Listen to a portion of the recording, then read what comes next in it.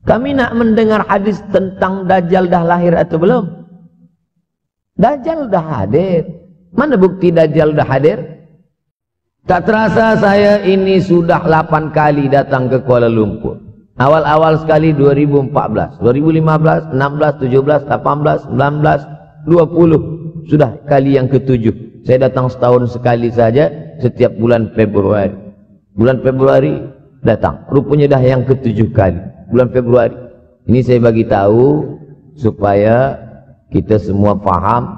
Saya datang bulan Februari supaya tak datang balik, datang balik, datang balik, datang balik. Sekali datang dari tarikh 2 hingga 9. Pusing, pusing, pusing, pusing, balik. Rupanya sudah kali ke-7, ke-8 kali datang menyampaikan tazkirah. Tak terasa. Dulu saya datang kemari belajar di UKM tahun 2003. Sekarang sudah 2020. 17 tahun. Tak terasa. Yataqarabuz zaman. Tanda-tanda kiamat, fitnah akhir zaman sudah dekat adalah yataqarabuz zaman, kata Nabi SAW. Waktu tak terasa. Tak terasa. Tak terasa dah engkau dah datang. Tak terasa waktu begitu cepat engkau sudah datang saja nak menagih hutang. Orang berhutang ni pun rupanya tak terasa juga orang datang. Yang memberi pinjaman pula terasa lama betul. Apakah beza antara 5 minit dulu dengan 5 minit sekarang? Sama. Apakah beza antara 24 hours, 24 jam dulu dengan 24 jam zaman Nabi dengan 24 jam zaman sekarang? Sama. Tak ada beza. Mataharinya sama, bulannya sama, buminya sama. Yang berkeliling mengelilingi matahari sama. Apa yang membuat berbeza? Apa yang membuat zaman itu yataqarabuz zaman? Ada hal-hal yang membuat kita sibuk.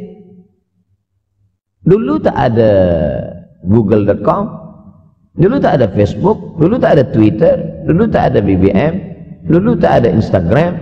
Sekarang waktu habis. Bila kita tanya orang mana yang lebih lama, 5 minit atau 50 minit, semuanya sepakat mengatakan 50 minit lama, 5 minit kejap. Saya tanya 2 kali, pelajar-pelajar, penuntut-penuntut, mana yang lebih lama, 5 minit atau 50 minit? Semuanya berkata 50 minit lebih lama daripada 5 minit. Lepas tu saya balik, mana yang lebih lama? 5 minit menunggu azan maghrib bulan puasa, 50 minit status FB, Instagram. Oh, lebih lama 5 minit menunggu azan maghrib. 5 minit menunggu azan maghrib bulan puasa macam-macam mati jam. 50 minit hilang waktu tak terasa. Itu menunjukkan hadis Nabi itu, saya semakin saya baca hadis Nabi makin kuat keyakinan saya, makin kuat iman saya, makin hilang keraguan saya bahwa yang berbicara ini bukan manusia biasa, tapi dia dapat wahyu dari Allah. Wa ma yantiqu 'anil hawa in huwa illa wahyun yuha, melainkan wahyu dari Allah Subhanahu wa taala. Yataqarabuz zaman, masa begitu cepat berlalu tak terasa. Sebulan seperti sepekan, sepekan seperti sehari, sehari seperti sesaat. Akhirnya kita pun kehilangan waktu, habis. Saya Ustaz Abdul Samad, memang zaman ini tak terasa cepat betul. Rasa-rasa kejap-kejap dah bulan Ramadan. Tak terasa baru saja Idul Fitri dah masuk pula lagi. Masya Allah, begitu cepatnya masa berlalu. Maka jangan sampai kita, semakin saya baca hadis ini semakin kuat keyakinan saya bahwa Nabi Muhammad SAW mendapat wahyu dari Allah Subhanahu wa taala. Semakin kuat keyakinan dan keimanan. Kenapa? Seandainya Nabi berkata zaman nanti di akhir zaman itu semakin cepat, semakin dekat, semakin berlalu tak terasa, tapi kemudian zaman yang kita lalui tak sama seperti yang dikatakan Nabi. Mungkin datang juga keraguan dalam hati, betulkah ini? Tapi ternyata 1441 tahun lampau, 1440 tahun yang lalu Nabi mengatakan, dan hari ini terbukti zaman begitu cepat berlalu. Masya Allah, tabarakallah. Hari inilah ditemukan internet, hari ini datang television, hari ini datang WhatsApp, hari ini datang yang melalaikan kita daripada Allah Subhanahu wa taala. Sehingga waktu datang sembang-sembang, cerita-cerita, tengok ini, update ini, tulis ini, tengok ini, pandang ini, habis waktu berlalu. Padahal waktu inilah yang akan ditanya oleh Allah Subhanahu wa taala. 6 kali Allah bersumpah demi waktu.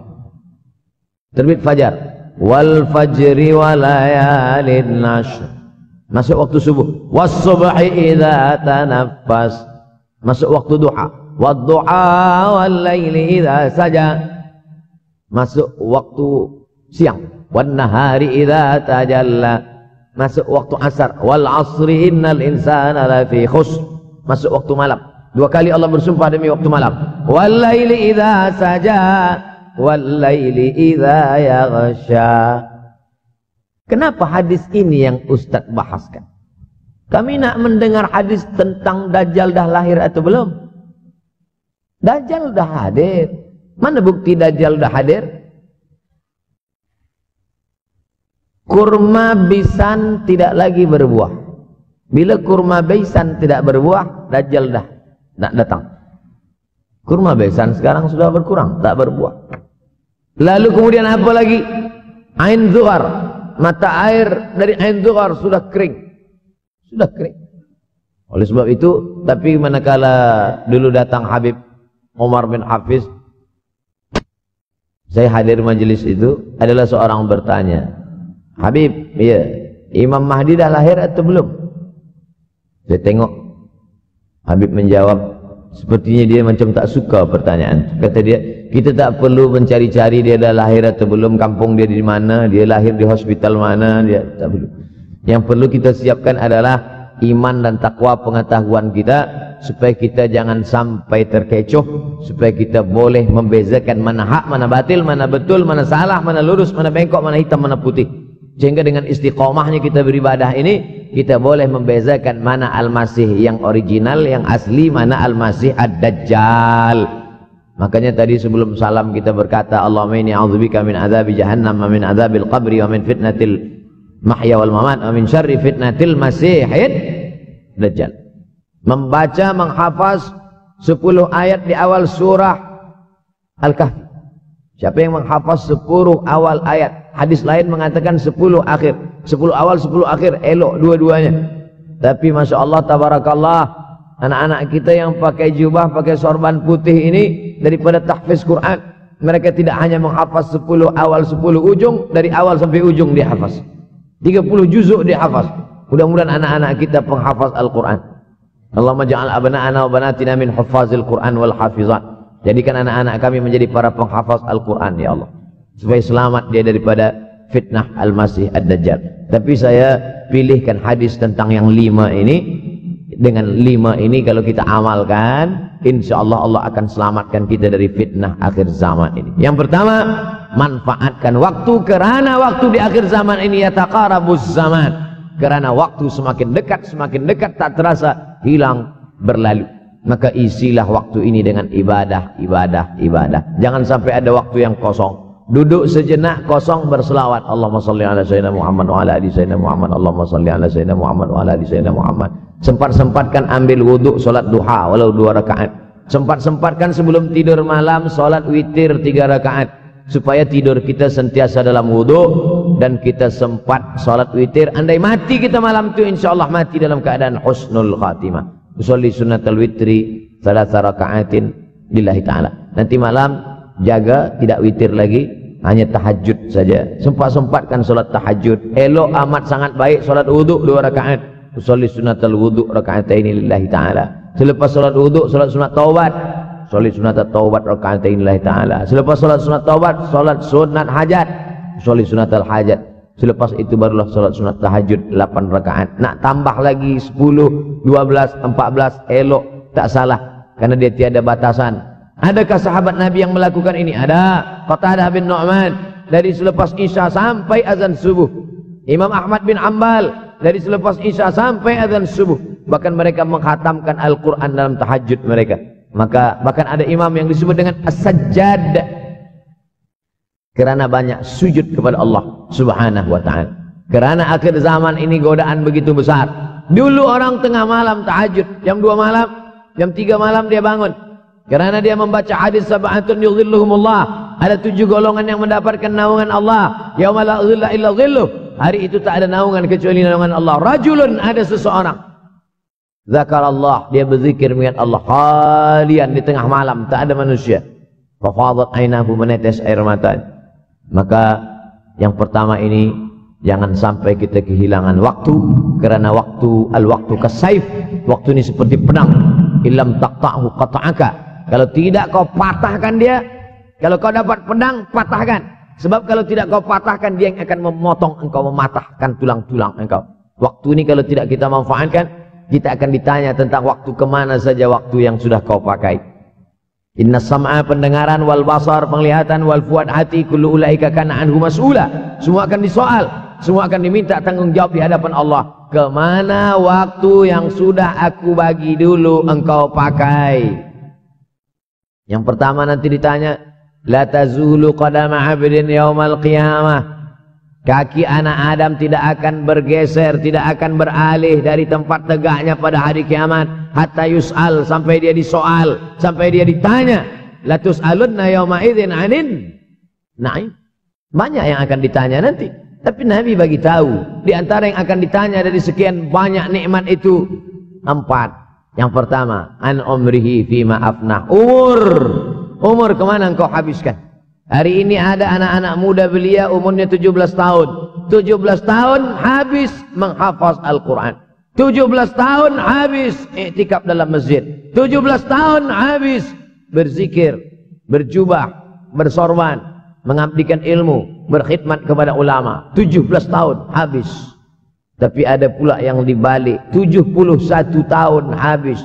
Rumah, office, kopi, rumah, office, kopi, rumah, office, kopi, batuk, mati habis. Apa yang dapat kita bawa menghadap Allah SWT? Yang pertama, yataqarabuz zaman. Yang kedua adalah wa yanqusul ilmu. Ilmu semakin berkurang. Kalau sudah ilmu berkurang, apa yang bertambah? Jahil. Kalau ilmu bertambah, jahil berkurang. Kalau ilmu berkurang, jahil bertambah. Mana ada orang jahil cakapnya didengar orang? Saya dulu awal-awal membaca hadis ini, wa yanqusul ilmu. Ilmu berkurang, jahil bertambah. Rasanya tak mungkin, tak logik, tak masuk akal. Mana ada orang tak berilmu cakap dia didengar? Sekarang baru saya paham. Dulu orang tak berilmu ditinggalkan orang. Sekarang orang tak berilmu, asal dia pandai berbicara, dia akan didengar orang. Bahkan orang jahil pula punya channel. Apa namanya? Jahil.com.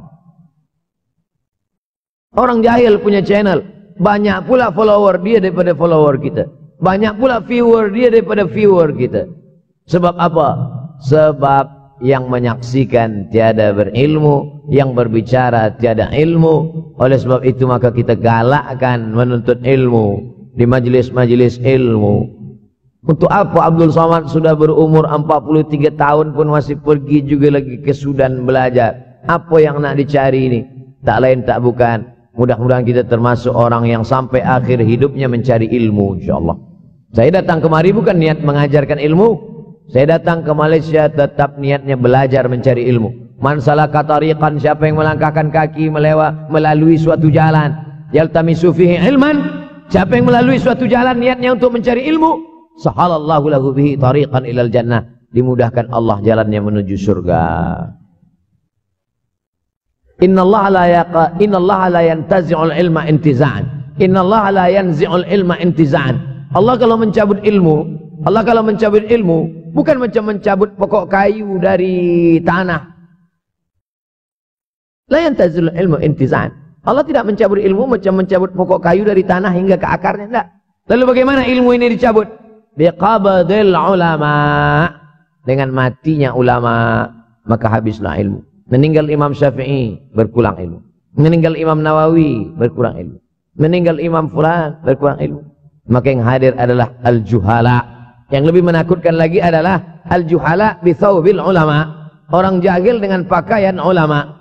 Abdul Somad tidak mengatakan dirinya ulama. Saya selalunya membacakan ayat Quran, membacakan hadis Nabi, menyampaikan fatwa ulama.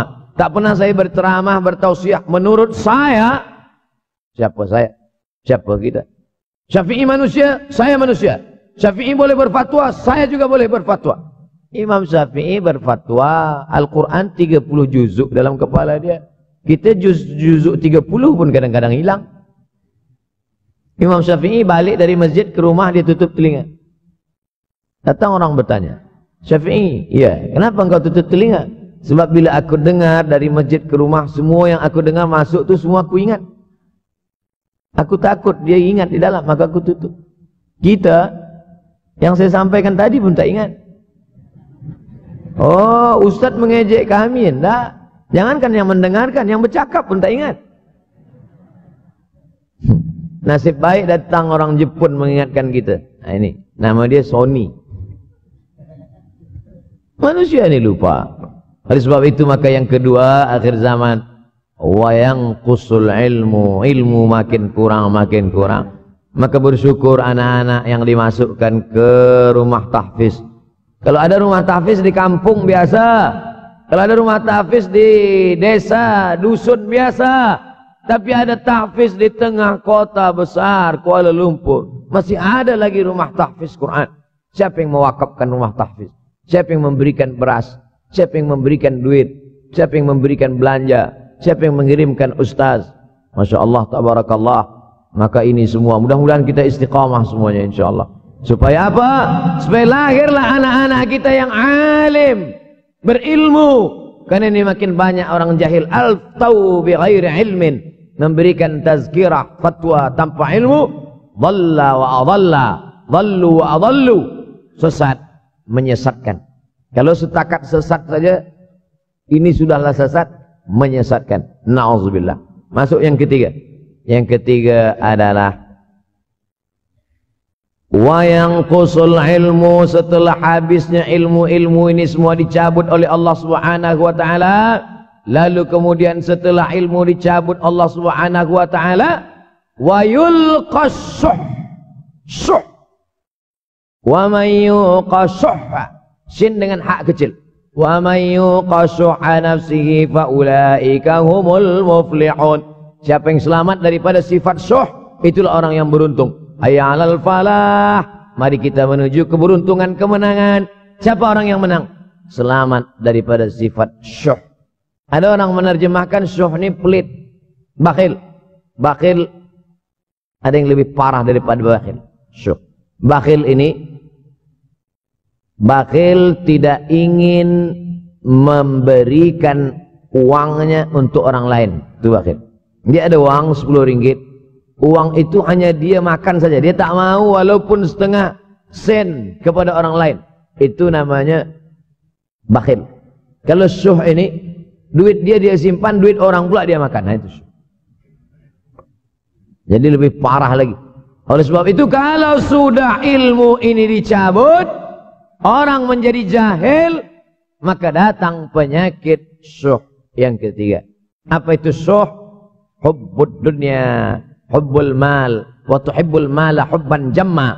Engkau sayang kepada harta amat sangat sayang. Dia pegang semuanya sampai tak meleleh, tak menetes walaupun satu tetes. Akhirnya mereka inilah pendusta-pendusta agama. Ara'aital ladzi yukadzibu biddin. Tahukah kamu siapa itu yang mendustakan agama? Fadzalikal ladzi yad'ul yatim.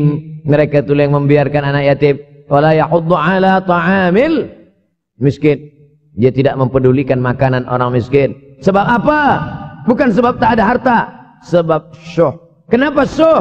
Sebab tak ada ilmu. Tak ada ilmu tentang akhirat. Dia pegang, dia simpan, mati, habis. Yang dia bawa hanyalah 1, 2, 3 helai kain kafan saja. Itulah mengapa Sultan Turki, Sultan Muhammad Al-Fatih, Sultan Abdul Hamid. Coba tengok gambar Sultan Muhammad Al-Fatih, Sultan Abdul Hamid Turki dulu. Sorban dia besar-besar. Saya dulu terkejut, lama saya tengok. Kenapa sorban orang Turki ini besar-besar?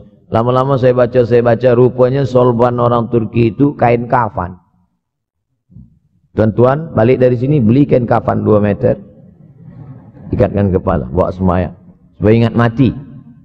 Bolehkah menyiapkan kain kafan? Baca kitab Tambihul Mughtarrin, peringatan bagi orang-orang yang tertipu. Di situ ditunjukkan banyak ulama, bahkan mereka menggali tanah di dalam rumahnya. Malam-malam dia tahajud, selepas tahajud dia duduk di dalam tanah itu supaya terasa bagaimana rasanya mati. Gali tanah 2 meter, masuk ke dalam. Tapi kalau nak buat itu kita saja dengan Allah. Jangan pula banyak juga orang sekarang udah gali tanah masuk ke dalam streaming pula. Hai guys, nak rasakan mata, mana boleh terasa. Kita saja masuk ke dalam, rasakan macam mana rasa. Sebab kalau cakap saja, marilah kita ingat mati, takutlah kita pada mati. Kita tak tahu bagaimana rasa mati. Kalau nak merasakan bagaimana rasa mati, nanti kalau ada orang mati meninggal dunia, masuk kita ke dalam, kita sambut jenazah, kita letakkan, kita duduk, rasakan. Ketika Fatimah meninggal, Fatimah mak Sayyidina Ali meninggal, Nabi masuk ke liang lahat. Masuk Nabi ke liang lahat. Nabi berdoa di dalam. Ketika Utsman bin Maz'un meninggal, Nabi masuk ke dalam. Nabi pegang jenazah Utsman bin Maz'un. Meleleh air mata Nabi turun ke misai, turun ke janggutnya, turun menetes sampai ke bawah. Merasakan bagaimana rasanya di dalam. Dulu saya pernah berjumpa dengan seorang pemuda, telinga dia pakai anting subang. Lalu kemudian saya tengok banyak tato dia. Saya tanya, macam mana cerita awak bertaubat dulu? Mak saya meninggal, Ustaz Abdul Somad. Lepas tu saya tegak di tepi kubur. Macam ada yang menolak saya dari belakang, masuk saya ke dalam. Masuk itulah terasa sejuk di kaki. Datang rasa takut saya. Makanya kalau ada orang yang sudah kita bagi tazkirah, bagi nasihat tak juga, nanti ada orang meninggal, bawa dia agak dekat, senggolkan sikit, jatuh. Gitu caranya supaya kita terasa mati ini, supaya apa? Hilangkan penyakit syuh, cinta harta, takut mati, dan membuat kita menjadi bakhil, pelit.